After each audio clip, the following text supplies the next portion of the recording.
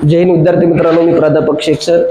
आज आपण तर्कानुमान या टॉपिकवर असा एक प्रश्न आहे जो बऱ्याच लोकांना कन्फ्युजन होता की या प्रश्नाचं उत्तर दोन पर्यायामध्ये आणि दोन निष्कर्षामध्ये दिलेलं आहे। प्रश्न आपल्याला तर्कानुमानावरील प्रश्न सोडवित असताना दोन गोष्टीचं लक्ष देणं फार गरजेचं असतं, कारण की हा प्रश्न थोडासा लेंदी असतो। लेंदी म्हणजे याच्यामध्ये एक विधान दिलेलं असतं, त्याच्यानंतर निष्कर्ष किंवा अनुमानाचा टॉपिक दिलेला असतो आणि त्याच्यानंतर पर्याय असतो। तर याचे rules and term and condition अशा असतात की आपल्याला हा प्रश्न सोडवत असताना ह्या प्रश्नासाठी आपल्याला वेन आकृती नावाचा टॉपिक जमणं फार गरजेचं असतं, कारण की या प्रश्नाचा पहिला नियम आहे की विधानाची वेन आकृती काढा। विधानाची वेन आकृती काढल्यानंतर त्या आकृती सोबत दिलेली निष्कर्ष काय करा, तपासून पहा।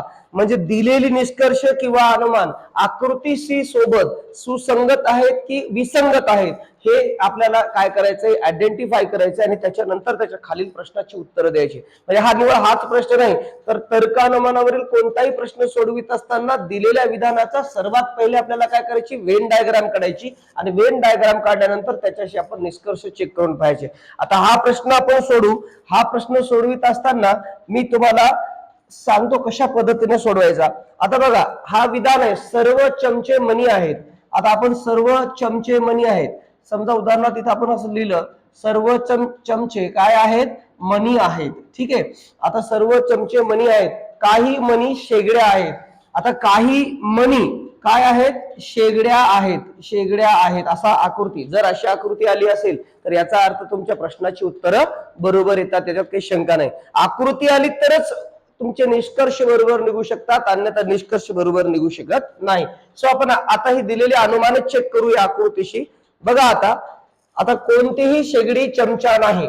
आता पहा, ही शेगडी आहे, चमचा हे आहे, म्हणून पहिला अनुमान काय, कोणतीही शेगडी काय नाही, चमचा नाही, इथं नाही। बघा, कारण की आपण विधान पाहिलं, सर्व चमचे मणी आहेत, सर्व चमचे मणी आहेत, काही मणी शेगड्या आहेत।